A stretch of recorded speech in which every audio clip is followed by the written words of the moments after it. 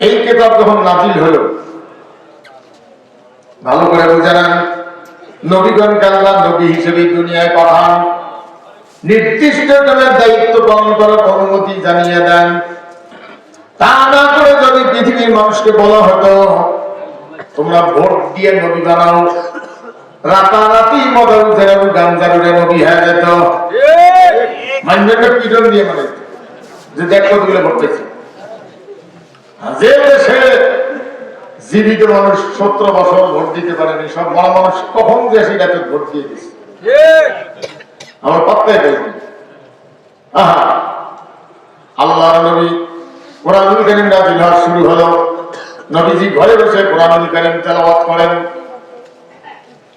আল্লাহ পাক বলছেন নবী আমার যারা আপনি পড়বেন, যতক্ষণ পর্যন্ত ওটার মূল বক্তব্য আপনি বোঝেন নাই ততক্ষণ পর্যন্ত ওই আয়াতটাই বারবার তেলাওয়াত করবেন। যেটা পড়বেন ওটাই পড়বেন যতক্ষণ বোঝেন নাই। সম্মানিত ভাইগণ, আজকে না বুঝিয়ে পড়লেও হয়, না বুঝিয়ে পড়লেও হবে।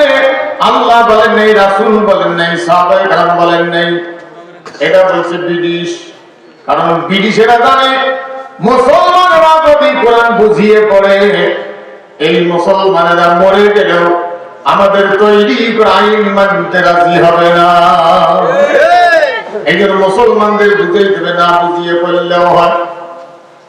তাই আমার না বুঝিয়ে পড়তে পড়তে এমন অবস্থা হলো, কোনটা আল্লাহর আইন কোনটা মানুষের আইন মুসলমান গেল ভুলে।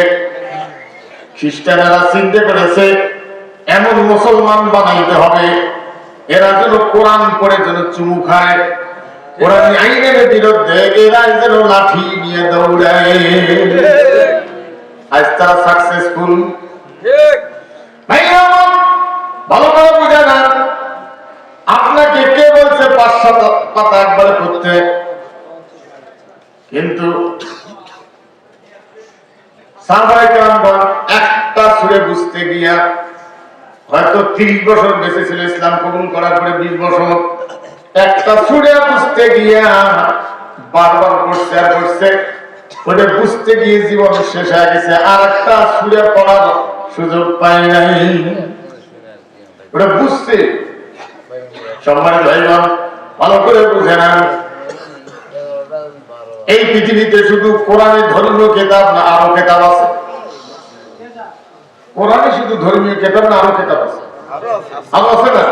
অন্যান্য ধর্মের কিতাব আছে না? সেগুলো আলোচনা করতে গিয়ে কোনো বাধা নাই। কেন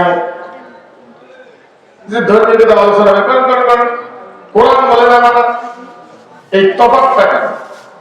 এটা আপনাকে মগজ দিয়ে বুঝতে হবে। পৃথিবীতে যত ধর্মীয় কিতাব আছে ওগুলোর মধ্যে কিছু ভালো কথা আছে। সৃষ্টি ভালোবাসেন শান্তি আর শান্তি। কি শান্তি? ওম শান্তি। কিন্তু সেখানে মানুষের সম্পদ রক্ষার ব্যাপারে কোনো আইন আদালত নাই, জানমাল ইজ্জতের নিরাপত্তার ব্যাপারে কোনো আইন আদালত নাই, ভাগ বাটোয়ারার ব্যাপারে কোনো আইন আদালত নাই। আর কোরআনের ব্যাপারে আল্লাহ রাব্বুল আলামিন জানাই দিয়েছেন, নবীজি আপনার উপরে বইখানা পাঠাইছি, কিতাবুন আনজালনাহু ইলাইকা লিতুখরিজান নাসা মিনাজ যুলুমাতি ইলান নূর। এই কিতাব নাযিল করেছি মানুষকে অন্ধকার থেকে আলোর দিকে নিয়ে আসবেন। অন্যায়ের ভিতরে আল্লাহ পাক জানাই দিয়েছেন, ওয়ানাজ্জালনা আলাইকাল কিতাবা তিবিয়ানাল লিকুল্লি শাই। নবীজি আপনার উপরে কিতাব নাযিল করেছি, এই বইটা পাঠাইছি প্রত্যেকটা বিষয়ের সমাধান দিয়া। সুবহানাল্লাহ বলবেন। এমন কোন বিষয় বাদ নাই যার সমাধান কোরআনুল কারীমে দেওয়া হয় নাই। ভালো করে বুঝে নাও,